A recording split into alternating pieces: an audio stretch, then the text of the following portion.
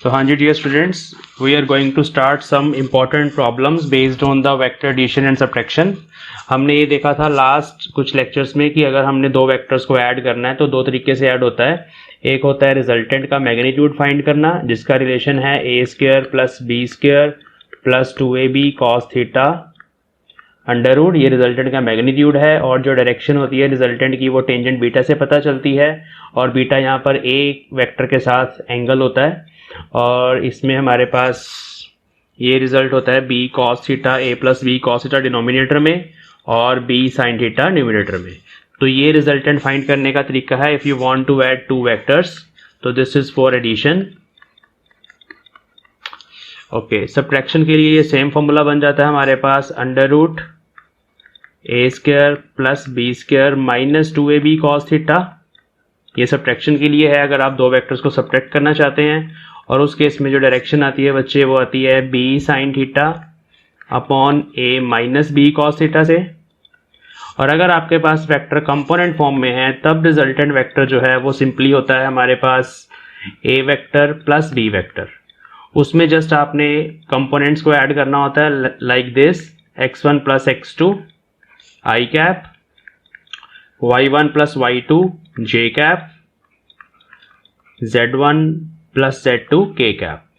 तो इसमें जस्ट हम कंपोनेंट बाय कंपोनेंट एडिशन करते हैं और अगर आपने सब्ट्रैक्शन करनी है इस केस में तो a माइनस बी का फॉर्मूला लगता है और a माइनस बी में हमारे पास ये बन जाता है x1 minus x2 I cap, y1 minus y2 j cap, z1 minus z2 k cap.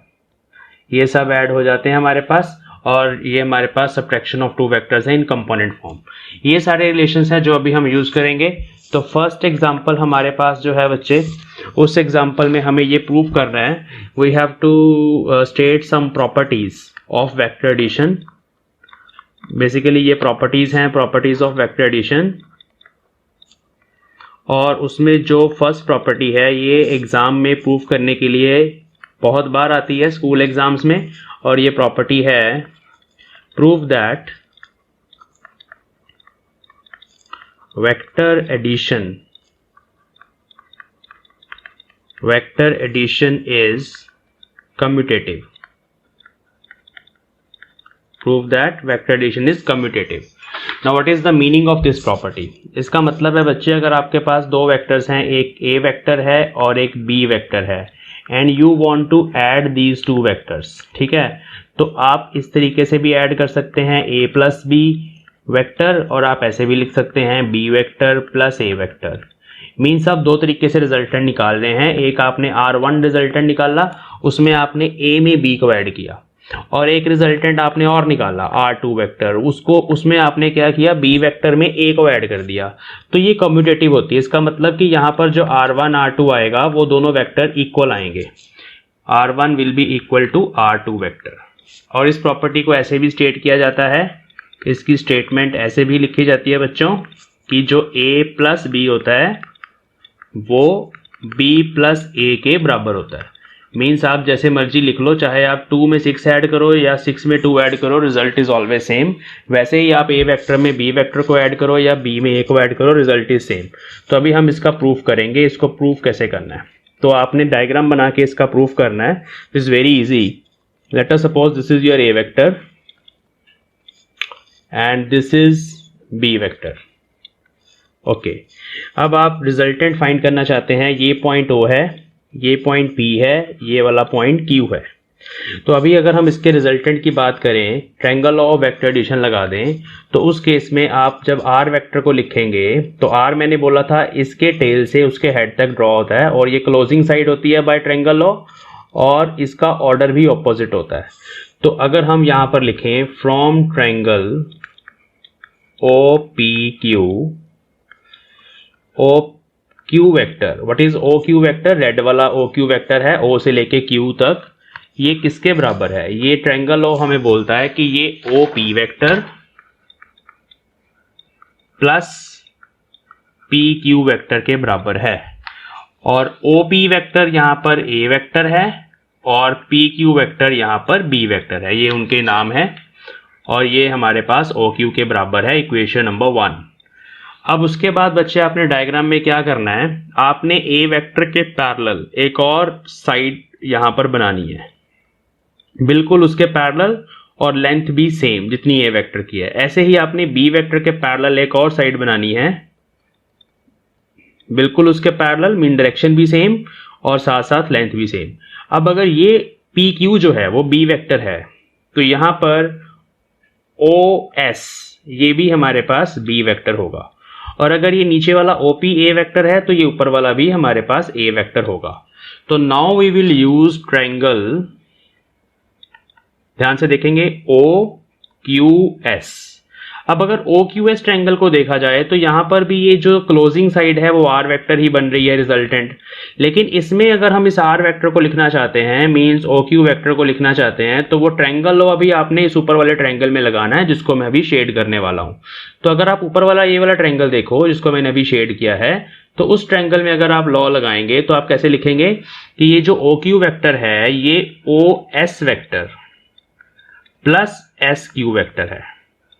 यहां से आपने स्टार्ट करना है, ये इसका हेड आ गया और इसका हेड दूसरे की टेल पे लगा हुआ है, वहां से लेकर यहां तक दूसरा आ गया, तो ऐसे लिखा जाएगा। अब ओ एस वेक्टर बच्चे यहां पर बी वेक्टर है और एस क्यू वेक्टर यहां पर ए वेक्टर है, तो this is your equation number 2।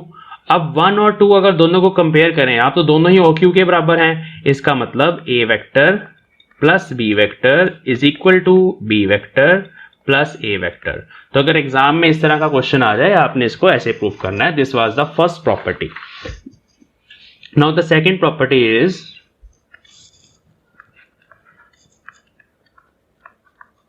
Prove that vector addition is associative. Vector addition is associative. अब कम्यूटेटिव में a प्लस बी था, एसोसिएटिव में देखेंगे क्या रूल होता है। देखो एसोसिएटिव रूल जो होता है बच्चे याद रखेंगे ये 3 वेक्टर्स के लिए होता है, मोर देन 2 वेक्टर्स के लिए होता है, तो हम 3 ले लेंगे इसमें। तो 3 वेक्टर्स जब आप ऐड करेंगे तो ये रिलेशन होती है हमारे पास एसोसिएटिव में, जिसमें ये लिखा जाता है कि भाई a plus B plus C is equal to a plus B plus C. इसका मतलब है कि अगर आप 3 वेक्टर्स को ऐड कर रहे हैं तो चाहे आप पहले ए और बी को ऐड करें और उन दोनों के रिजल्ट को सी में ऐड करें, या इससे उल्टा आप पहले कोई बी और सी को ऐड कर दें और उन दोनों का जो रिजल्ट आएगा उसको ए में ऐड करें, दोनों ही केस में जो रिजल्ट आता है वो हमारे पास सेम आता है। तो ये सेकंड प्रॉपर्टी है। अब इसको प्रूफ करने के लिए बच्चे हमें 3 वेक्टर्स लेने पड़ेंगे। इसका प्रूफ आपने जब करना है तो हम 3 वेक्टर्स कंसिडर करेंगे, डायग्राम बनाएंगे। Now this is your A vector, this is B vector and let us suppose this is C vector. तो ये 3 वेक्टर्स हैं मेरे पास। अभी हमें प्रूफ करना है कि अगर हम ए और बी को पहले ऐड करें, अगर हम ए और बी को पहले ऐड कर रहे हैं, मीन्स इस ब्रैकेट को सॉल्व कर रहे हैं, तो ये ओ से लेके Q तक, ये हम O P Q S वैसे ही मान लेते हैं, और O से लेके Q तक हमारे पास जो रिजल्ट आएगा ये वाला, उसको हम लिखेंगे OQ वेक्टर। तो फ्रॉम ट्रायंगल OPQ, इस ट्रायंगल से हम लिख सकते हैं बच्चों OQ vector which is closing side is equal to OP vector plus PQ vector. Now what is this? OP vector is A vector and PQ vector is B vector. This is OQ. So this is your equation number 1. Now we will go to triangle OQS. अब हम OQS triangle को देखेंगे। अब OQS triangle में जो resultant आएगा बच्चे वो ये क्लोजिंग साइड है हमारे पास, ये वाली। This is the resultant of all these 3 vectors. तो इसमें अगर हम लिखें OS vector which is closing side of this triangle, this is equal to OQ plus QS। OQ vector is basically A plus B. ये हम from 1 इसकी value put करेंगे A plus B, है ना, इसको ब्रैकेट में लिख देंगे अभी क्योंकि ये OQ की वैल्यू है फ्रॉम 1 और जो QS है बच्चे वो C वेक्टर है। तो this is your equation number 2। तो इस तरीके से हमने इसको चला लिया और हमें ये पता चल गया कि यहाँ पर जो OS वेक्टर है वो इसके बराबर है। Now we will add B and C। अब पहले हम B एंड C को ऐड करेंगे। तो ये आपका B वेक्टर है, ये C वेक्टर है। अगर आप इन दोनों को ऐड करना चाहते हैं तो जो रिजल्टेंट आएगा बच्चे वो कौन सा आएगा? तो सी द ट्रायंगल PQS, ये ट्रायंगल PQS। तो यहां पर अगर आप रिजल्टेंट बनाना चाहते हैं बच्चे तो वो रिजल्टेंट ये है PS साइड। तो अगर इस ट्रायंगल की बात करें तो जो PS वेक्टर है वो है PQ प्लस QS, और PQ यहां पर है B वेक्टर के बराबर और QS है C के बराबर। तो ये PS आ गया, equation number 3। Now we will use triangle OPS, जिसको मैं अभी शेड करने वाला हूं। वो ट्रायंगल अभी हम यूज करने वाले हैं OPS। तो इस ट्रायंगल में से अगर हम देखें तो इस ट्रायंगल में से बच्चे ट्रायंगल ऑफ वेक्टर एडिशन हमें ये बोलता है कि भाई जो OS वेक्टर है वो OP vector plus PS vector के बराबर है, और OP तो बच्चे यहाँ पर A वेक्टर है, आप देख सकते हैं डायग्राम में से, और PS from equation 3 is equal to B plus C। तो अभी आप देखिए इस इक्वेशन में भी OS है हमारे पास, इसमें भी हमारे पास OS है, दोनों ही OS हैं। तो from these two equation we can write A plus B in bracket plus C is equal to A plus bracket के अंदर B plus C। तो this is called associative law, associative law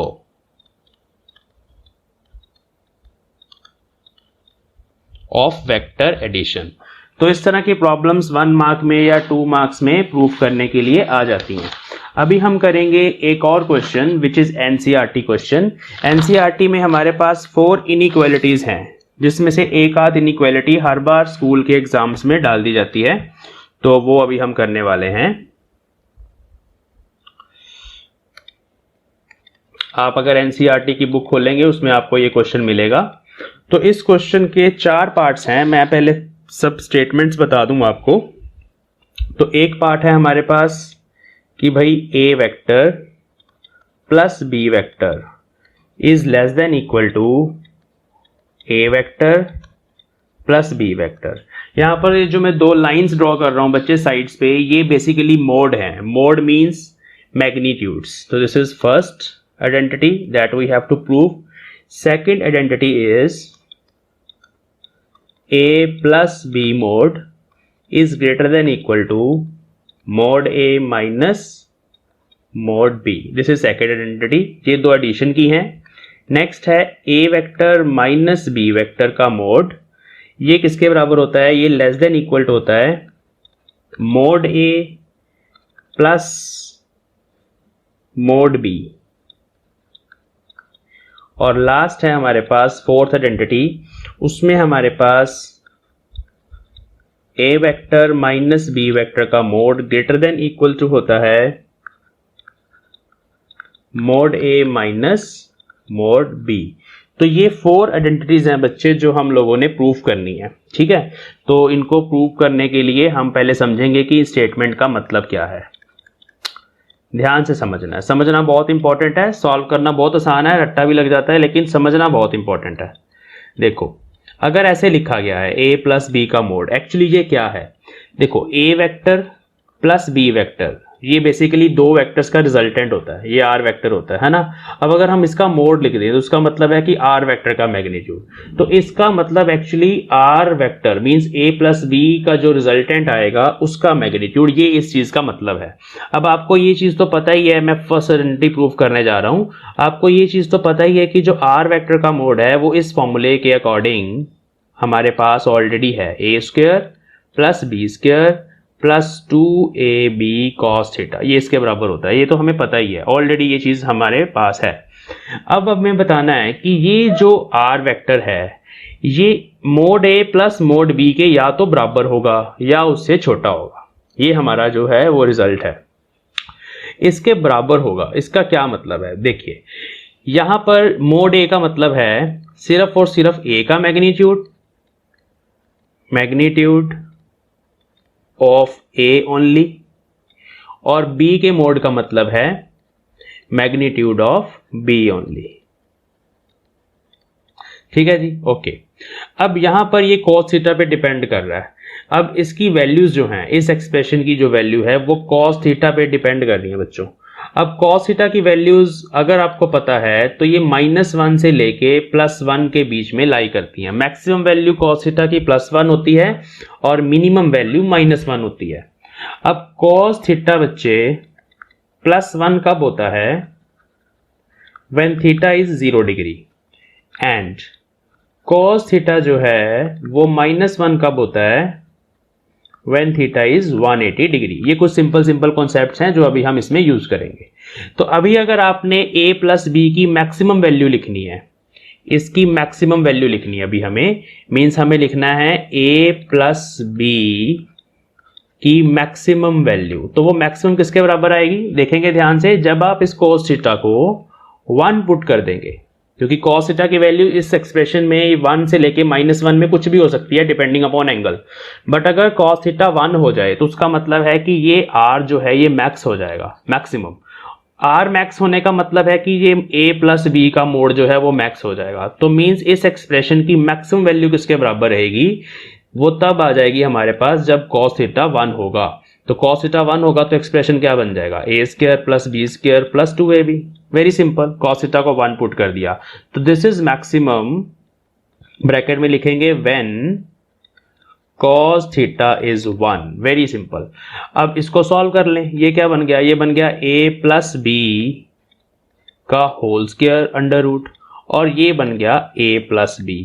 ये a plus B को आप ऐसे भी लिख सकते हैं, एक ही बात होती है, ये भी मैग्नीट्यूड ही है, और वेक्टर लगा के साइडों पे 2 डंडियां लगा दो, मोड का साइन लगा दो, तो वो भी वही चीज होती है। तो means a vector plus b vector की मैक्सिमम वैल्यू इस एक्सप्रेशन के बराबर है। इसका मतलब है कि a प्लस बी की बाकी सारी वैल्यूज इससे छोटी होंगी। Means we can always write a plus B is less than और इक्वल टू, बाकी सारी छोटी होंगी क्योंकि मैक्सिमम इसके बराबर है, लेस देन और equal to mode a plus mod B. तो ये हमारे पास क्वेश्चन हो गया सॉल्व। ओके, अब ये भी चीज समझ लें कि cos थीटा 1 होगा तो थीटा जो है 0 डिग्री होगा। तो ये जो फर्स्ट आइडेंटिटी है ये तब लगती है बच्चे जब आपके पास दोनों वेक्टर्स में जो एंगल होता है वो 0 डिग्री होता है। तो फर्स्ट आइडेंटिटी प्रूफ हो गई। Now we will prove second identity. ये भी एडिशन वाली है, तो उसको मैं यहां पे प्रूफ कर रहा हूं ऑन द सेम स्क्रीन। अभी जल्दी जल्दी प्रूफ हो जानी है, देखना कैसे करते हैं। सेकंड वाली फिर से हमें लिखना है a vector plus b vector का मैग्नीट्यूड, और वो किसके बराबर है? वो रिजल्टेंट के मैग्नीट्यूड के बराबर है, जैसे कि अभी हमने बात करी। ठीक है जी। अब इसमें ग्रेटर देन का साइन है, तो मींस आपने मिनिमम वैल्यू फाइंड करनी है। जब लेस देन का साइन है तो आपने मैक्सिमम वैल्यू फाइंड करी थी। अब यहां पर ग्रेटर देन का साइन है, means you have to find its minimum value, और इसकी वैल्यू मिनिमम कब होगी? This expression will be minimum, छोटे से छोटा, कम से कम, तब आएगा when theta is equal to 180 degree and cos theta is equal to -1, जैसे कि मैंने आपको अभी यहां बताया। तो cos थीटा जब -1 हो जाएगा तो ये बन जाएगी आइडेंटिटी जो है, इनइक्वालिटी जो है वो ये बन जाएगी। यहां पर मिन लगा देंगे मिनिमम वैल्यू, और ये किसके बराबर आएगी? Under root a² plus b² minus 2ab cos theta की वैल्यू -1 पुट करके, और ये आ गया a माइनस बी का होल स्क्वायर अंडर रूट, और ये बन गया a माइनस बी। इसको आप ऐसे लिख सकते हैं मैग्नीट्यूड लगा के और ऊपर वेक्टर का सिंबल लगा के। तो मिनिमम इसके बराबर है। अगर मिनिमम वैल्यू इस सब्ट्रैक्शन के बराबर है तो बाकी सब उससे बड़ी होंगी, तो इसलिए ये आइडेंटिटी सेकंड वाली प्रूफ हो गई। देयरफॉर a प्लस बी, यहां मिनिमम नहीं लगाएंगे, ग्रेटर देन होगा या बराबर होगा किसके? a mode minus b mode के। तो ये हमारे पास सेकेंड आइडेंटिटी का प्रूफ हो गया। नाउ जो थर्ड आइडेंटिटी है बच्चे वो सब्ट्रैक्शन के लिए है, उसमें पहले से ही a माइनस बी लिखा है। तो सब्ट्रैक्शन के लिए जो हमारा फॉर्मूला होता है, जैसे कि लेक्चर की स्टार्टिंग में आपको बताया कि सब्ट्रैक्शन के केस में इनिशियली जो फॉर्मूला बनता है वो यही बनता है। मैं यहां लिख भी दूं सब्ट्रैक्शन। तो जब आप दो वेक्टर्स को सब्ट्रैक्ट करते हैं तो आपने इनिशियली इस फॉर्मूले से स्टार्ट करना है। और थर्ड आइडेंटिटी में हमारे पास a माइनस बी है, मींस जो रिजल्टेंट है वो दोनों की सब्ट्रैक्शन है। तो now we have to prove the third identity which is a minus B का जो मोड है वो लेस देन इक्वल टू होता है a mode plus b vector का मोड। मोड मतलब मैग्नीट्यूड। ठीक है जी, तो अभी हम स्टार्ट करेंगे यहां से LHS से स्टार्ट करेंगे, जिसमें हम लिखेंगे कि भाई ये जो एक्सप्रेशन है ये किसके बराबर है। तो ये तो आपको पता है, ये दो वेक्टर्स की जो सब्ट्रैक्शन है उसके मैग्नीट्यूड के बराबर है। दो वेक्टर्स की सब्ट्रैक्शन का मैग्नीट्यूड कितना होता है? a square plus B square minus 2ab cos theta. अब फिर से यहां पर क्योंकि लेस देन का साइन है, तो जब लेस देन का साइन होगा आपने मैक्सिमम वैल्यूज फाइंड करनी है, जैसे कि हमने सबसे पहले केस में किया था। जब लेस देन का साइन है तो वी वांट मैक्सिमम वैल्यू। अब इसको मैक्सिमाइज करना है, तो इसकी मैक्सिमम वैल्यू कब बनेगी? जब यहां पर प्लस आ जाएगा। यहां प्लस कब आएगा? जब cos थीटा -1 होगा। ठीक है, तो now mod a minus B will be maximum when cos theta is -1 means theta is 180 degree. Means जब ये दोनों वेक्टर ऑपोजिट डायरेक्शन में होंगे तब ये चीज मैक्सिमम आएगी। ओके, अब यहां पर कर देते हैं cos थीटा को -1 पुट, और यहां लिख देंगे हम a माइनस बी पैर में उसके max is equal to a square plus B square plus 2ab बन जाएगा, और ब्रैकेट में आ जाएगा जी under root a plus B का होल स्क्वायर। तो a प्लस बी का whole square under root cancel, तो इसको लिख सकते हैं mode a plus mode b। तो देखिए हो गया प्रूफ। मैक्सिमम वैल्यू इसके बराबर है, मींस बाकी सारी वैल्यूज उससे छोटी होंगी। जितनी भी और वैल्यूज अलग अलग एंगल्स पे आ सकती हैं वो सब इस एक्सप्रेशन से छोटी होंगी। तो means a minus B mod is less than equal to mode a plus mode b। तो ये हमारे पास नेक्स्ट आइडेंटिटी का प्रूफ हो गया। और नेक्स्ट जो है हमारे पास नंबर 4, उसमें हमें प्रूफ करना है कि भाई mod a minus mode b जो है that is greater than equal to mode a vector minus mode b vector. अब फिर से ये दो वेक्टर्स की सब्ट्रैक्शन का मैग्नीट्यूड है, तो पहले हम इसको लिख लेंगे। दो वेक्टर्स की सब्ट्रैक्शन का मैग्नीट्यूड इसके बराबर होता है a square plus B square minus 2ab cos theta. अब यहां पर जब ग्रेटर देन का साइन है तो we have to find minimum value. तो बच्चे मिनिमम वैल्यू फाइंड करने के लिए हमें क्या करना होगा? यहां पर माइनस का साइन ही रहने देना होगा। तो दिस विल बी मिनिमम। क्यों माइनस का साइन ही क्यों रहने देना होगा? देखो बच्चों, a square plus B square पे कोई इफेक्ट नहीं है, a और b के मैग्नीट्यूड पे भी कोई इफेक्ट नहीं है, सिर्फ ये जो थीटा एंगल है ये कंट्रोल कर रहा है। अब इसकी वैल्यू जब मैक्सिमम होगी तो यहां पर माइनस का साइन रहेगा। अगर cos थीटा की वैल्यू मिनिमम हो जाएगी मींस -1, तो यहां प्लस का साइन आ जाएगा। आपको मिनिमम के लिए यहां माइनस चाहिए, मैक्सिमम के लिए यहां प्लस चाहिए। तो इसका मतलब है अभी इसकी वैल्यू मिनिमम तब होगी व्हेन cos थीटा इज 1, क्योंकि मिनिमम वैल्यू है तो नेगेटिव चाहिए यहाँ पे, ताकि a माइनस बी का होल स्क्वायर बने। और theta is 0 degree. Theta is 0 degree means ये किस केस में होगा? When two vectors are parallel, उनकी डायरेक्शन जब सेम होगी।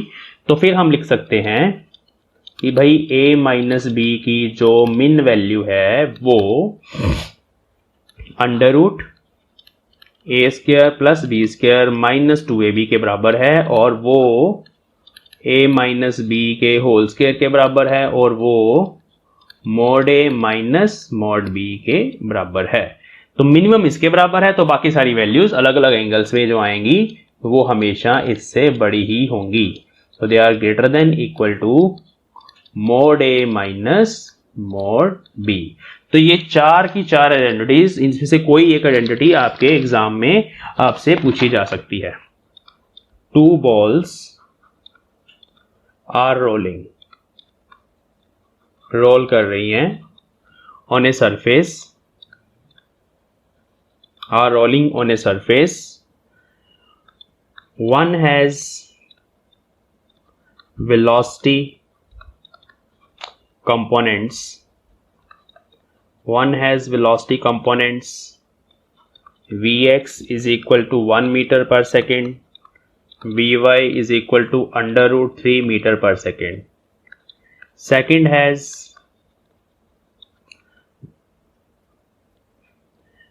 has velocity components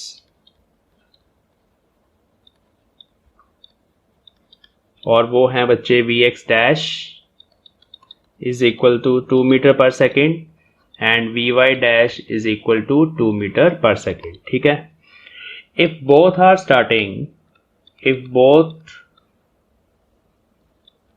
starting from same point then what is angle between their paths? ये पहला क्वेश्चन। इसके साथ साथ राइट देयर वेलोसिटी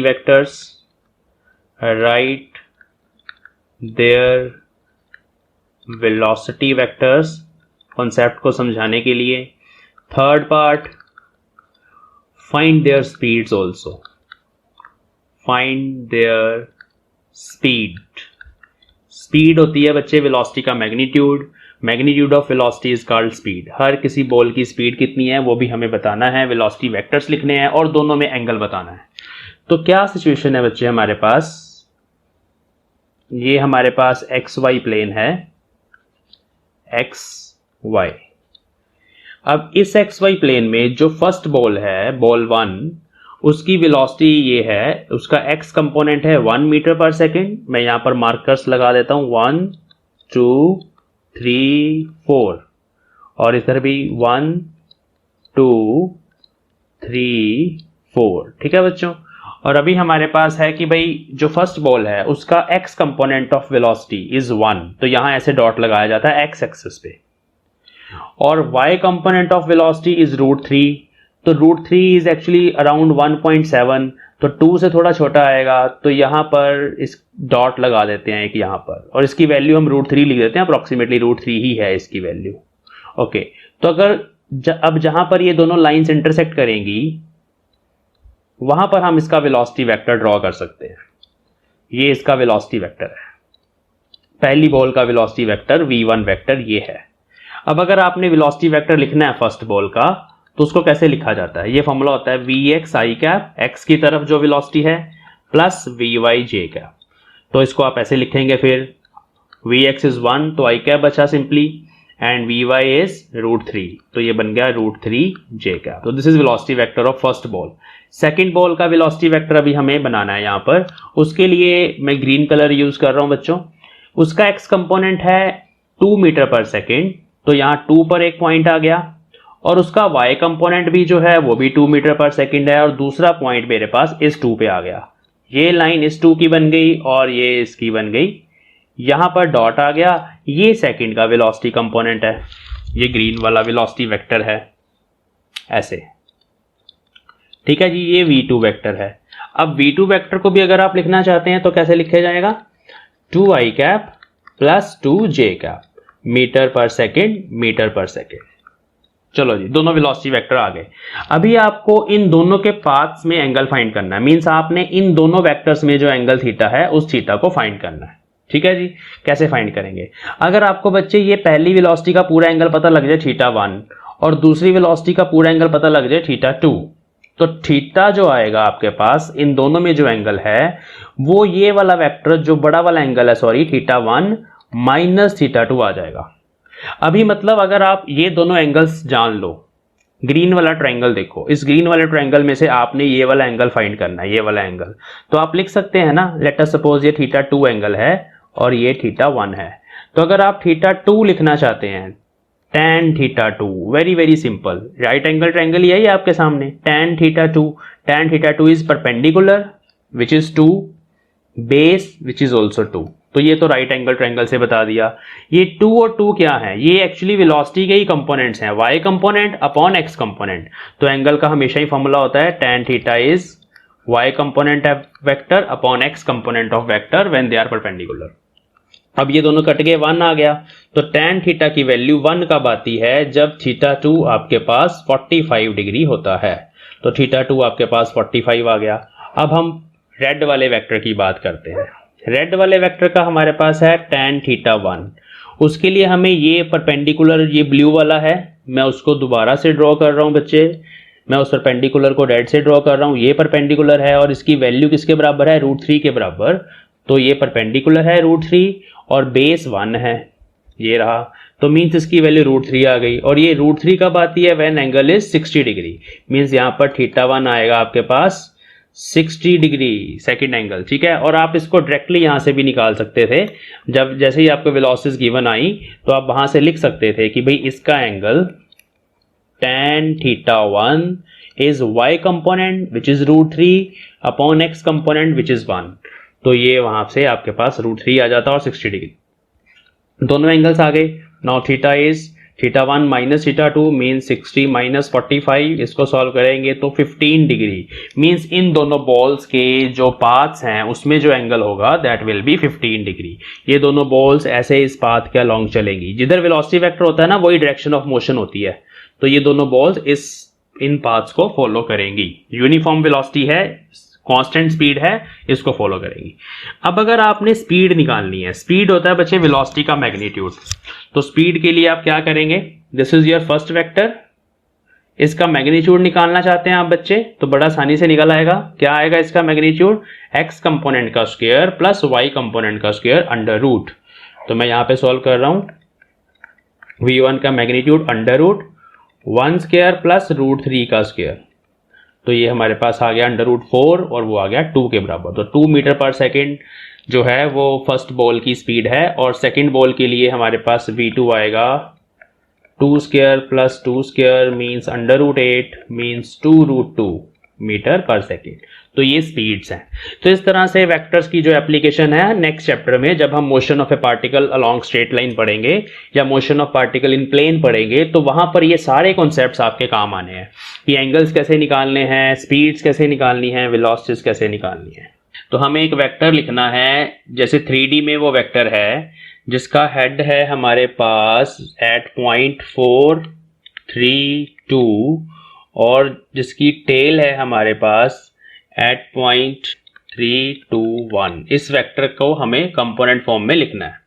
ये 4 3 2 का मतलब क्या है बच्चे, अगर हम एक्स वाई जेड कोऑर्डिनेट यहाँ पे बना लें, this is Z axis, this is X axis, this is Y axis, तो ये जो टिप है ये एक पॉइंट है स्पेस में, इसका जो पोजीशन वेक्टर हम ओरिजिन से ड्रॉ करते हैं वो ये बनेगा, ओरिजिन से पोजीशन वेक्टर बनेगा ये वाला, दिस इज r1 वेक्टर, और ये टेल है, तो टेल वाला भी एक पॉइंट है, उसका भी एक पोजीशन वेक्टर बनेगा r2 वेक्टर। तो पहले इन दोनों को लिखते हैं, r1 वेक्टर जो है उसको लिख लेते हैं। तो कैसे लिखा जाता है पोजीशन वेक्टर, x कंपोनेंट है यहाँ पर 4, 3 इज y कंपोनेंट, जो y वाला पॉइंट है उसको y कंपोनेंट बोलते हैं, जो z वाला पॉइंट है उसको z कंपोनेंट बोलते हैं।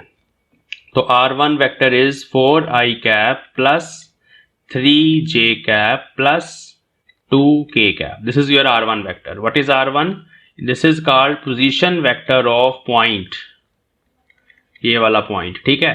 चलो तो r2 वेक्टर अब ऐसे ही लिखेंगे अगर, तो वो बनेगा 3i cap plus 2j cap plus k cap, this is r2 vector, and we want to write this vector, ये वाला वेक्टर जो रेड वाला है इसको लिखना है।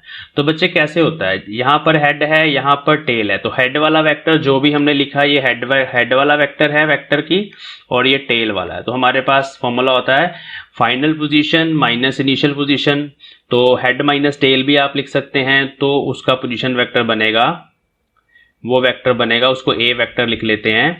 तो क्या क्या फॉर्मूला होता है, हेड वाला वेक्टर माइनस टेल, तो हेड वाला है मेरे पास r1 मीन्स 4i कैप, ये मैंने फर्स्ट 2 वीडियोस में इसके बारे में बात करी हुई है जहां हमने पोजीशन वेक्टर और डिस्प्लेसमेंट वेक्टर पढ़ा था। तो हेड वाला वेक्टर माइनस टेल, बस इन दोनों को आपने माइनस करना है। तो माइनस तो आप करना जान चुके हो कि कंपोनेंट में से कंपोनेंट को माइनस करना है। तो पहले आई कंपोनेंट की बात करेंगे, 4 में से 3 जाएगा, 1 बचेगा आई cap plus 3 minus 2 J cap plus 2 minus 1 के कैप। तो दिस इज दैट वेक्टर जिसका हेड यहाँ पर है, इस पॉइंट पर है और टेल यहाँ पर है। ऐसे लिखा जाता है बच्चे, ये डिस्प्लेसमेंट वेक्टर भी है। Find the resultant of 3 I cap plus 2 J cap minus 5 K cap and 2 I cap plus 4 J cap. इन दोनों वेक्टर्स का हमें रिजल्टेंट फाइंड करना है। तो आर वेक्टर कैसे लिखा जाएगा? लेट अस सपोज ये ए वेक्टर है और ये बी वेक्टर है। अब जब वेक्टर कंपोनेंट फॉर्म में गिवन होते हैं, आई जे के जब उसके साथ लगा होता है तो उसमें डायरेक्शन और मैग्नीट्यूड दोनों होते हैं, तब रिजल्टेंट सिंपली इस फॉर्मूले से निकलता है। तब हमें थीटा टूटा नहीं चाहिए होता क्योंकि इसमें डायरेक्शन और मैग्नीट्यूड दोनों ही आ जाएंगे। तो जस्ट आपने रिजल्टेंट फाइंड करना है, तो इनको ऐड कर देंगे। तो 3 + 2 5 I cap, 2 + 4 6 J cap, -5 + 1 is -4 K cap. तो ये रिजल्टेंट वेक्टर आ गया। इसके साथ साथ नेक्स्ट एक और पार्ट है, हमें क्या करना है, हमें फाइंड करना है ए यूनिट वेक्टर। ध्यान से पढ़ो इस क्वेश्चन को। Find a unit vector which is parallel to the resultant of R vector of A and B vector। जो हमने A and B का रिजल्टेंट निकाला है उसके पैरेलल जो यूनिट वेक्टर है वो निकालना है। अब देखो बच्चे, यूनिट वेक्टर हमें डायरेक्शन देता है। लेट अस सपोज कि भाई यूनिट वेक्टर पहले निकाल लेते हैं, वो हमें डायरेक्शन देता है। अब ऐसे देखिए, लेट अस सपोज ये आर वेक्टर की डायरेक्शन है कुछ, अगर हम इसको प्लॉट करें, लेट अस सपोज ये इसकी डायरेक्शन है। अब जो यूनिट वेक्टर होगा उसकी डायरेक्शन सेम होगी जो आर वेक्टर वाली होगी और उसको आर कैप बोला जाता है। तो ऐसे लिखने का कोई प्रॉब्लम नहीं है, which is parallel to the resultant of this vector. अगर ऐसे स्टेटमेंट आ जाए find a unit vector which is parallel to this vector, तो मीन्स आपने उसका ही यूनिट वेक्टर निकालना है, मीन्स हमें आर का ही यूनिट वेक्टर निकालना है। तो यूनिट वेक्टर का डेफिनेशन क्या होती है? It is vector upon its magnitude. जिन बच्चों ने पहले 2 लेक्चर नहीं लगाए वो यूनिट वेक्टर की डेफिनेशन को अभी लर्न कर ले। यूनिट वेक्टर हमें देता है ओनली डायरेक्शन और इसका मैग्नीट्यूड होता है 1। इसका मैग्नीट्यूड कितना होना चाहिए? 1। तो किसी भी वेक्टर को जब उसके ही मैग्नीट्यूड से डिवाइड कर दिया जाता है तो जो रिजल्ट आता है that is called unit vector. तो अब वेक्टर लिख लेंगे पहले पूरा। आर वेक्टर क्या है? देखो ध्यान से ऊपर, 5 I cap plus 6 J cap -4 K cap. This is your unit, this is your R vector. इसको डिवाइड करना है इसके मैग्नीट्यूड से। वेक्टर के मैग्नीट्यूड को निकालने के लिए क्या किया जाता है? अंडर रूट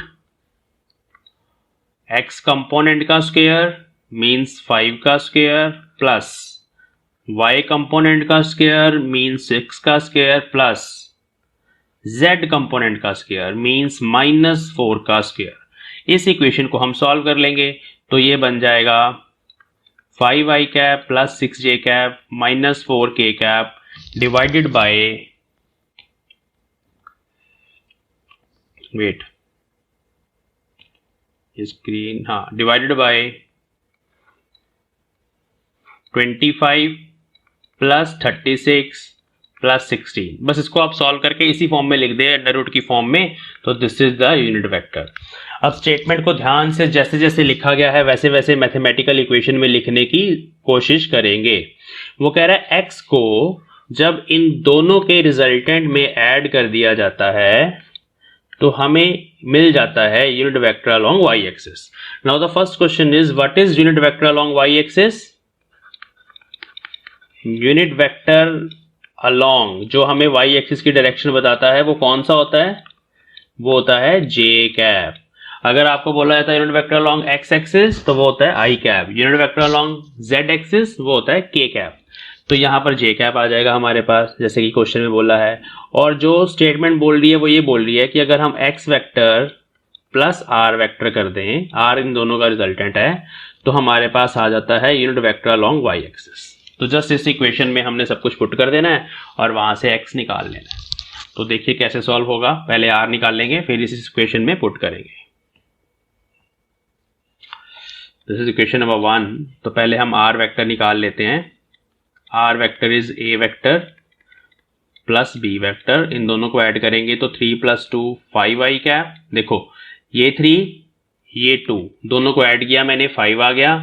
फिर उसके बाद ये -4 ये -5 ये +4 तो -j कैप आ गया। फिर इसको और इसको ऐड करना है तो हमारे पास आ गया +4k कैप। तो this is your r vector.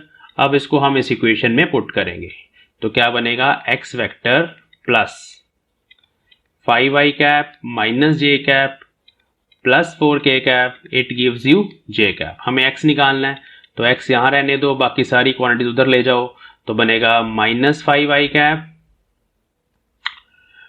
Plus j cap -4k cap, सारे साइन चेंज हो गए और एक ये वाला j कैप पड़ा हुआ है, इसको ऐसे लिख दिया।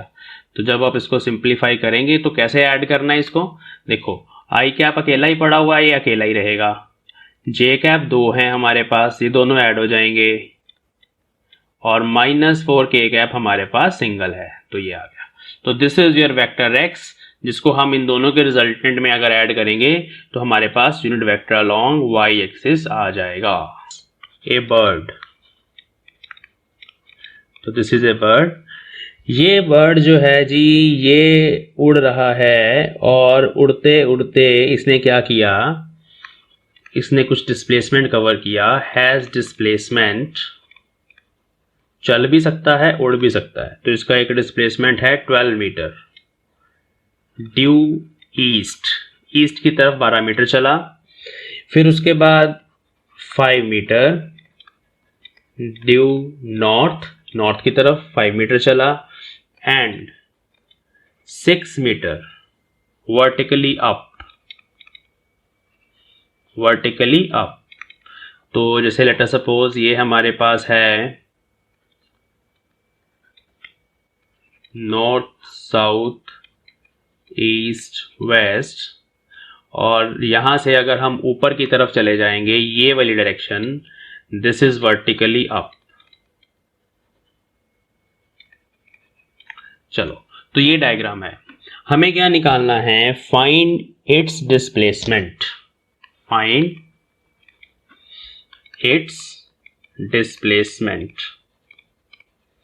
तो ये जो 3 डिस्प्लेसमेंट्स हैं इसके, एक 12 मीटर का डिस्प्लेसमेंट है वो ईस्ट की डायरेक्शन में है, ऐसे ईस्ट के अलोंग 12 मीटर गया है ये। उसके बाद नॉर्थ की तरफ 5 मीटर का डिस्प्लेसमेंट है, नॉर्थ इस तरफ है, 5 मीटर ये नॉर्थ की तरफ गया है और वहां से फिर वो उड़ गया ऊपर की तरफ, कितना चला गया, 6 मीटर ऐसे ऊपर की तरफ चला गया। तो ये 3 वेक्टर्स हैं, हमें इन तीनों वेक्टर्स का बेसिकली रिजल्टेंट निकालना है। जैसे कि मैंने आपको बताया था कि रिजल्टेंट क्या होता है, रिजल्टेंट ऐसा अकेला वेक्टर होता है जो सब वेक्टर्स का नेट इफेक्ट प्रोड्यूस करे।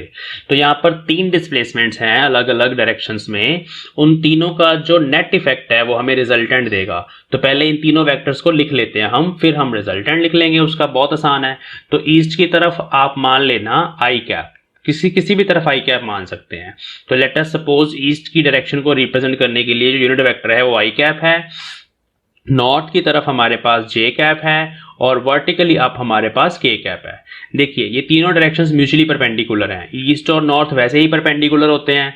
ग्राउंड पे अगर एक डायरेक्शन नॉर्थ है और एक ईस्ट है तो परपेंडिकुलर होंगे, और उसके ऊपर की तरफ वर्टिकली अप ये तीसरी डायरेक्शन है वो दोनों के परपेंडिकुलर है।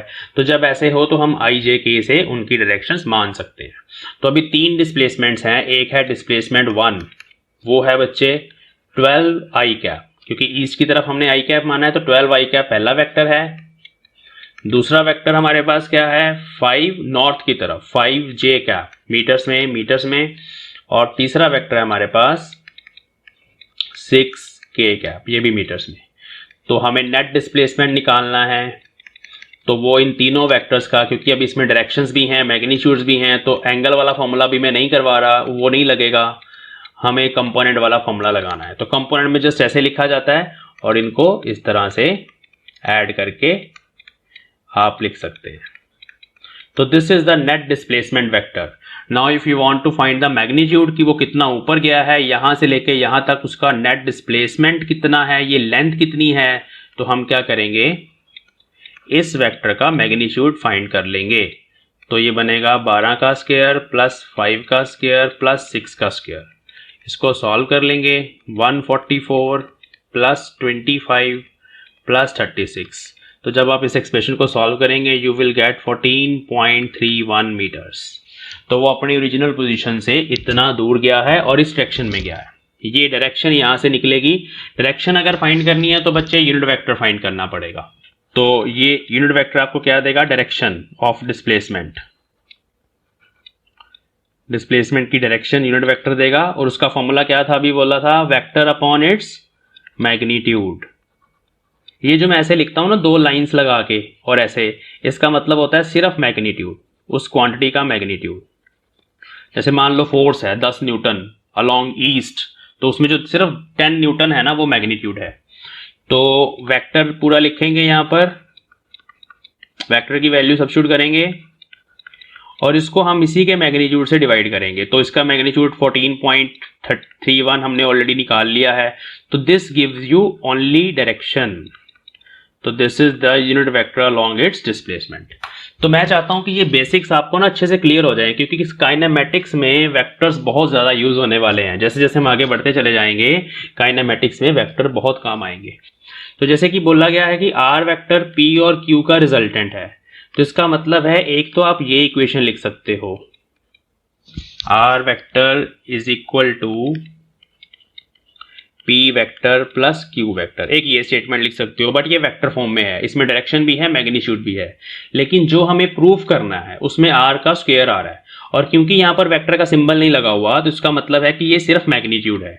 यहां ये आर का सिर्फ और सिर्फ मैग्नीट्यूड है। ये सब बच्चे ध्यान से समझो, बार बार बता रहा हूं कि अगर इस तरह से लिखा गया है क्वेश्चन पेपर में, बुक में या कहीं पर भी, तो मींस इसमें दोनों चीजें हैं, direction plus magnitude.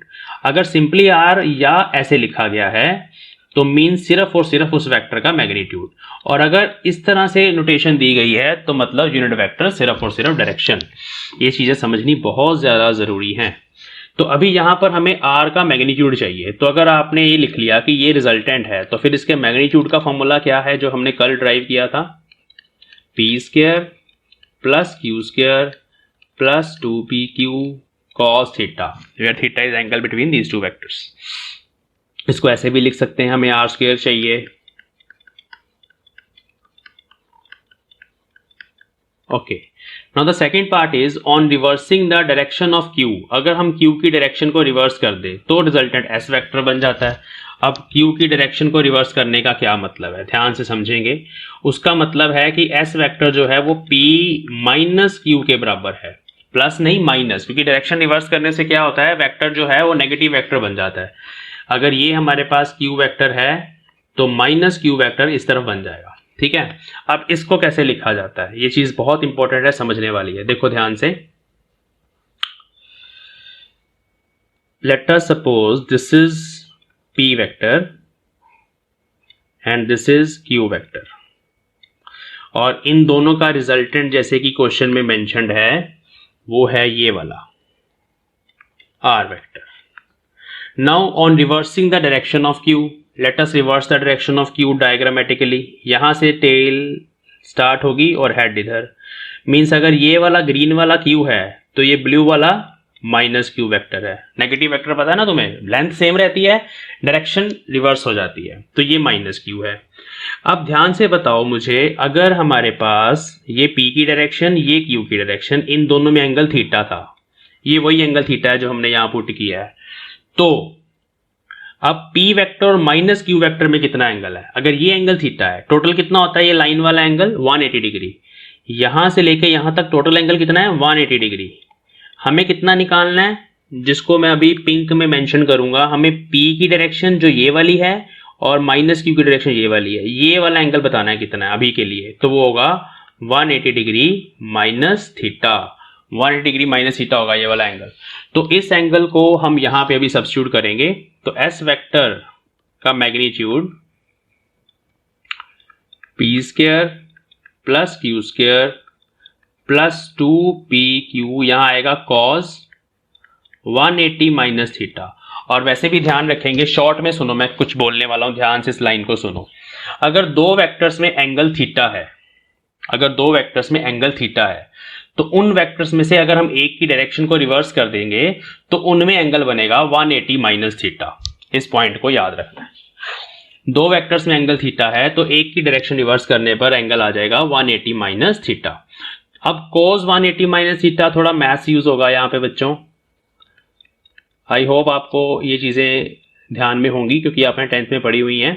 cos 180 minus theta is minus cos theta. तो यहां पर जब हम पुट करेंगे, ये बनेगा p square plus q square minus 2pq cos theta, क्योंकि cos 180 minus theta is minus cos theta, वो माइनस बाहर आ गया। तो s का स्क्वायर बन गया p square plus q square minus, okay, now this is your equation 1, this is your equation 2।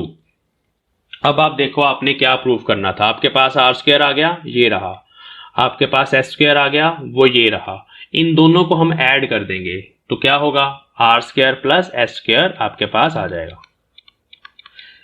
P square में P square add होगा, 2p square, Q square में क्यू स्क्वायर ऐड होगा प्लस 2q स्क्वायर, और ये दोनों terms आपस में cancel हो जाएंगे, एक प्लस है एक माइनस है। तो देखो हो गया प्रूफ।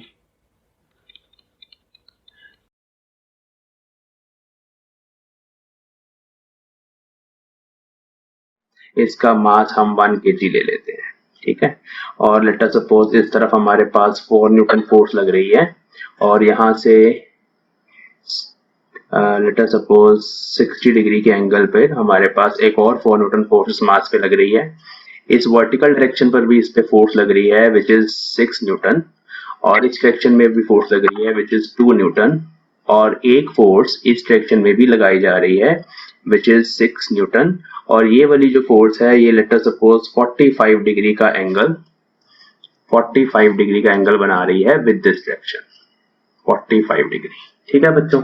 अब आपके सामने ही है कि इस पर्टिकुलर ब्लॉक पर टोटल 5 फोर्सेस लग रही हैं। इनके नाम रख लेते हैं F1, F2, F3, F4, F5, ठीक है। तो देयर आर टोटल 5 फोर्सेस, और अभी एंगल्स भी उनके साथ साथ गिवन है, 2 एंगल्स यहाँ पर गिवन है और बाकी के एंगल्स फाइंड किए जा सकते हैं।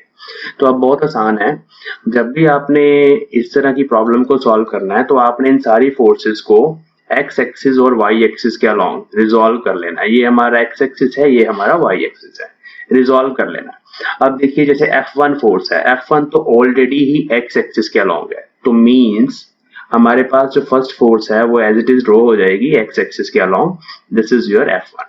ये जो सेकंड वाली फोर्स है F2, इसके 2 कंपोनेंट्स होंगे। एक इसका कंपोनेंट एक्स एक्सिस के अलोंग आएगा जो ऐसे बनेगा इस डायरेक्शन में, ग्रीन कलर में मैंने बनाया यहाँ पर, और वो कितना होगा, वो होगा हमारे पास 4 cos 60। मैंने आपको बताया कि अगर एक वेक्टर है हमारे पास, लेट अस सपोज ए वेक्टर, वो एंगल थीटा बनाता है किसी डायरेक्शन के साथ, तो जिस डायरेक्शन के साथ एंगल थीटा बनाता है उधर हमारे पास cos कंपोनेंट आता है, तो a cos थीटा इधर आएगा और उससे परपेंडिकुलर डायरेक्शन में हमारे पास sin कंपोनेंट आता है, a sin थीटा इस तरफ चला जाएगा। तो इसका मतलब है कि F1 में एक यहाँ पर ऐड होगा F2 cos 60 इसका कंपोनेंट, और इसका जो दूसरा कंपोनेंट है वो भी ग्रीन कलर में मैं ड्रॉ करूंगा, वो y के अलोंग चला जाएगा, और वो जो कंपोनेंट है उसको हम बोलेंगे F2 sin 60। अब इनको सॉल्व करके मैं यहाँ पे ड्रॉ करूंगा, तो एक तो ये 4 न्यूटन है यहाँ पर, और ये जो F2 cos 60 है वो किसके बराबर है, वो बराबर है बच्चे 4 cos 60। cos 60 is 1/2, तो it is 4 into 1/2, it is 2। तो 2 न्यूटन फोर्स हमें एक और मिल गई है which is along x axis, तो इसी में ऐड हो जाएगी 2 न्यूटन फोर्स, इसमें एक और ऐड हो गई। और ऐसे ही जो F2 का दूसरा कंपोनेंट है वो y की तरफ है, वो हमारे पास कितना आ रहा है, वो हमारे पास आ रहा है F2 sin 60, और F2 sin 60 कितना होता है, F2 sin 60 is √3/2, और F2 is 4 into √3/2, और आफ्टर सॉल्विंग इट इज 2√3। तो यहाँ पर इसका कंपोनेंट आ गया 2√3 न्यूटन, ठीक है बच्चे, तो इस फोर्स को हमने रीड्रॉ कर लिया इस डायग्राम में। ओके, वाई एक्सिस के अलोंग एक और फोर्स पहले से थी, ये वाली 6 न्यूटन, वो भी है यहाँ पर, उसको भी ऐसे ड्रॉ कर लिया। तो एक इसमें 6 न्यूटन आ गई एक तरफ और एक आ गई 2√3। अब हम बात करेंगे नेक्स्ट फोर्स की। जो नेक्स्ट फोर्स है वो है F4। F3 हमने ऊपर की तरफ ड्रॉ कर ली, ये रही। अब है F4। F4 जो है वो ऑलरेडी एक्स एक्सिस के अलोंग ही है, नेगेटिव एक्स के अलोंग, तो 2 न्यूटन यहाँ पर आ गया हमारे पास। और अब हम डाउनवर्ड डायरेक्शन में जा रहे हैं, तो F5 के दो कंपोनेंट्स हैं। नीचे की तरफ हमारे पास कंपोनेंट आएगा F5 का, आप यहाँ से ध्यान से देखिए, ये F5 है और this is angle theta which is 45 degree. तो इसका मतलब 6 cos 45 इधर आ जाएगा और 6 sin 45 इधर चला जाएगा। तो कोई भी फोर्स आपने छोड़नी नहीं होती, ध्यान से उसके कंपोनेंट्स लिखने होते हैं। तो इसका मतलब है कि इस 2 न्यूटन फोर्स में एक और पार्ट ऐड हो जाएगा which is 6 sin 45, means it is 6/√2, वो इसमें ऐड होगा इसमें, ठीक है। और डाउनवर्ड डायरेक्शन में हमारे पास जो आया है दैट इज 6 cos 45, वो भी 6/√2, 6/√2। ये /√2 क्यों आया? क्योंकि जो cos 45 है या sin 45 है उसकी वैल्यू 1/√2 होती है। तो इसका मतलब है कि अभी हमारे पास ये सारी फोर्सेस हैं, उसमें से टोटल F वाली फोर्सेस और टोटल Y वाली फोर्सेस को हमने लिख लेना है, which is very easy to write. अगर हम इनको ऐड कर देंगे यहाँ पर, तो इस तरफ टोटल फोर्स आ गई जी हमारे पास 6 न्यूटन। 6 न्यूटन में से ये दोनों फोर्सेस जो हैं ये माइनस हो रही है, सॉरी ये ऊपर की तरफ थी जिसको मैंने अभी सर्कल किया, ये नहीं, ये वाली और ये वाली, ये माइनस हो रही है। तो कैसे लिखा जाता है देखिए ध्यान से, हम ऐसे लिख रहे थे कंपोनेंट फॉर्म में, F1 is 4i cap, F2 ये वाली थी 4 न्यूटन, उसको हम लिख लेंगे 2i कैप, क्योंकि इसका एक कंपोनेंट ये था F2 का 2i कैप जो x के अलोंग है, और दूसरा कंपोनेंट ये था विच इज 2√3 j कैप। तो ये हमने F2 लिख लिया। F3 तो ऑलरेडी ऊपर की तरफ है, ये 6 न्यूटन, इसको हम लिख लेंगे 6 j कैप। F4 जो है हमारे पास बच्चों वो ये है 2 न्यूटन, वो माइनस एक्स एक्सिस की तरफ है, तो वो आ जाएगा -2i कैप। और सिमिलरली जो F5 फोर्स है 5th वाली, उसके दो कंपोनेंट्स हैं, जो इसका नेगेटिव एक्स के अलोंग कंपोनेंट है वो है 6 sin 45, means 6/√2 i cap with minus sine, ये नेगेटिव डायरेक्शन में है क्योंकि नेगेटिव एक्स की तरफ है। और ऐसे ही जो डाउनवर्ड डायरेक्शन में कंपोनेंट है वो है 6/√2 j cap with negative sine, ठीक है बच्चों। तो माइनस माइनस का ध्यान रखना है, i कैप के साथ भी माइनस आएगा, j कैप के साथ भी हमारे पास माइनस साइन आएगा, तो इस चीज का ध्यान रखना है। तो ये सारी फोर्सेस आ गई जस्ट। अब आपने F नेट जब लिखना है तो कोई चक्कर नहीं है, एंगल की कोई टेंशन नहीं है, जस्ट इनको ऐड करना है। आई कंपोनेंट्स में सारे आई कंपोनेंट्स ऐड होंगे, ये हमारे पास 4 आई कंपोनेंट्स हैं, इन दोनों को ऐड करेंगे 6 minus 2 4 एंड 4 minus 6/√2, क्योंकि उसको मैं सॉल्व नहीं कर रहा अभी आई का। तो this is net force along x axis, ठीक है जी। देख लो दोबारा से, दिस 4 + 2 is 6, -2 is 4, और 4 में से ये वाला आई कंपोनेंट जब माइनस होगा तो ये हमारे पास नेट आई कंपोनेंट आ जाएगा फोर्स का। सिमिलरली अब वाई कंपोनेंट, अगर हम जे कंपोनेंट की बात करें जो वाई एक्सिस के अलोंग है, तो एक हमारे पास ये है 2√3 + 6 एंड -6/√2। तो इसको ऐसे लिखेंगे 2√3 + 6 -6/√2 j कैप। तो this is the net force in vector form. अब अगर आप फाइंड करना चाहते हैं बच्चे इसका मैग्नीट्यूड, आपको कैलकुलेटर यूज करना पड़ेगा। कभी कभी ऑब्जेक्टिव टाइप क्वेश्चंस में आंसर इसी फॉर्म में दिए होते हैं। अगर आप एफ नेट का मैग्नीट्यूड निकालना चाहते हैं तो आपने जस्ट वही चीज करनी है, इस पूरी ब्रैकेट को सॉल्व करके 6 को √2 से डिवाइड करना है, √2 की वैल्यू इज 1.414, इससे डिवाइड करना है और -4 माइनस करके जो भी आंसर आएगा उसका स्क्वायर। तो मीन्स इस पूरी ब्रैकेट में जो भी सॉल्व होके आएगा उसका होल स्क्वायर, प्लस ये जो भी है हमारे पास एक्सप्रेशन, इसको भी सॉल्व करेंगे उसका होल स्क्वायर। तो ये जब आप सॉल्व कर लेंगे उतने न्यूटन डायरेक्ट फोर्स जो है, मैग्नीट्यूड जो फोर्स का है वो लग रहा है इस ब्लॉक के ऊपर, ठीक है। तो इस तरह फोर्सेस को रिजॉल्व करके हम न्यूटन्स में फोर्स फाइंड कर सकते हैं। अगर आपको एक्सेलरेशन ऑफ ब्लॉक पूछा जाए तो F net divide by mass, ये आपने 9th क्लास में पढ़ा हुआ है, F is equal to m में Newton second law of motion. वहां से अगर आपने a निकालना है तो F/m, तो मास वैसे 1 kg मैंने कंसीडर किया था, तो एक्सेलरेशन मीटर पर सेकंड स्क्वायर में आपके पास आंसर आ जाएगा। ठीक है बच्चों, तो इस तरह से आप कंपोनेंट्स को रिजॉल्व करके नेट फोर्स हमेशा निकाल सकते हैं।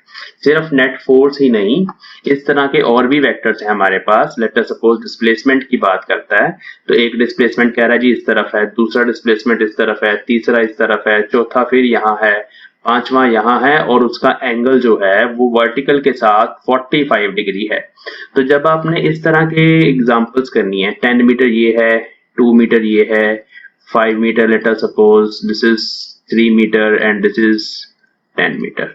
तो अब यहाँ पर आपको पूछा जाए कि नेट डिस्प्लेसमेंट कितना है, तो नेट डिस्प्लेसमेंट फाइंड करने के लिए आप कंपोनेंट्स भी निकाल सकते हैं, और इसके साथ साथ आप वैसे भी जहां डायरेक्टली फाइंड कर सकते हैं वहां डायरेक्टली फाइंड भी कर सकते हैं। ठीक है, जैसे कि इस केस में ये बहुत आसान है कि पहले हम इन दोनों का रिजल्टेंट निकालें, लेकिन डायरेक्शन की प्रॉब्लम आएगी तो कंपोनेंट्स में रिजॉल्व करना सबसे आसान होता है। तो हम सारे डिस्प्लेसमेंट लिख लेते हैं, ध्यान से देखिए। S1 वेक्टर, S1 इसको मान लेते हैं, दिस इज फर्स्ट डिस्प्लेसमेंट, इसको आप लिखेंगे 10 i कैप, क्योंकि इसकी जो डायरेक्शन है वो x एक्सिस वाली है। अब S2 वेक्टर, सेकंड डिस्प्लेसमेंट, वो ये वाला है, उसकी वैल्यू आएगी 2j कैप, क्योंकि ये ऊपर की डायरेक्शन में है।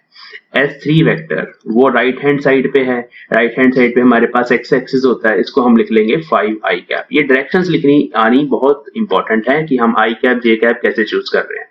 ऊपर की तरफ अगर हम चले जाएं S4 वेक्टर, तो उसको हम लिख लेंगे 3j कैप। तो इस तरह से हमने ये सारे वेक्टर लिख लिए। अब ये जो लास्ट वाला वेक्टर है इसको रिजॉल्व करना पड़ेगा, क्योंकि ना तो ये x एक्सिस की तरफ है ना ही ये i एक्सिस y की तरफ है, ये इंक्लाइंड है। अगर मैंने यहाँ 45 एंगल माना तो 10 cos 45, जिस डायरेक्शन में हमारा एंगल होता है उधर cos कंपोनेंट, और उससे परपेंडिकुलर ये वाली डायरेक्शन बनेगी, इधर आ जाएगा जी 10 sin 45। तो मींस जो हमारा S5 डिस्प्लेसमेंट है बच्चे वो है 10 cos 45 इज 10 बाय रूट 2, और ये ऊपर की डायरेक्शन में मैंने ले लिया, सॉरी पहले मैं i कंपोनेंट लिख लेता हूं, तो माइनस i कैप। ठीक है, तो आएगा तो वही, क्योंकि sin 45 cos 45 दोनों ही 1 बाय रूट 2 है। तो इसकी डायरेक्शन जो है बच्चे ये वाली है, तो इधर नेगेटिव x एक्सिस होता है, इसलिए माइनस i कैप, प्लस जो y कंपोनेंट है वो ऊपर की तरफ वो ये वाला है, तो आ गया 10 बाय रूट 2 j कैप। तो now these are the 5 displacements and you want to find the net displacement. तो इन सबको ऐड करना है, i कंपोनेंट में i कंपोनेंट्स ऐड करने हैं, तो 10 प्लस 5 15। फाइनल डिस्प्लेसमेंट जो आया हमारे पास net displacement, that is 15 minus 10 by root 2 i cap, और plus j components 2 plus 3 5, 5 plus this 5 plus 10 by root 2 j cap. तो this is the final displacement vector. अगर आप इसका मैग्नीट्यूड फाइंड करना चाहते हैं, means the total length of the path, जो भी इस पार्टिकल ने, जो पार्टिकल यहाँ पर था ये स्टार्टिंग पोजीशन थी and this is the final position, और ये एक्स वाई प्लेन में ही मूव कर रहा है, मींस इस शीट के ऊपर ही, ब्लैक बोर्ड की स्क्रीन के ऊपर ये पार्टिकल मूव कर रहा है ऐसे ऐसे करके। जो उसका फाइनल डिस्प्लेसमेंट है बच्चे वो हमारे पास इसके मैग्नीट्यूड से निकल आएगा, और डायरेक्शन जो है वो यहाँ से भी निकल आएगी। डायरेक्शन फाइंड करने का दूसरा मेथड है टेंजेंट बीटा। तो टेंजेंट बीटा अगर हम यहाँ फाइंड करना चाहते हैं तो that is y component of displacement bye x component. तो यहाँ हम 5 प्लस 10 बाय रूट 2 ऊपर लिख देते हैं, और 5 माइनस 10 बाय रूट 2 को डिनोमिनेटर में लिख देंगे, क्योंकि ये हमारा sy है और ये हमारा sx है। तो this is the final formula for direction tangent beta. इस एक्सप्रेशन को सॉल्व करके हम बीटा को ऐसे लिखते हैं कि जो एंगल है जी वो है tan inverse of this thing, जो भी यहाँ से सॉल्व होके आएगा।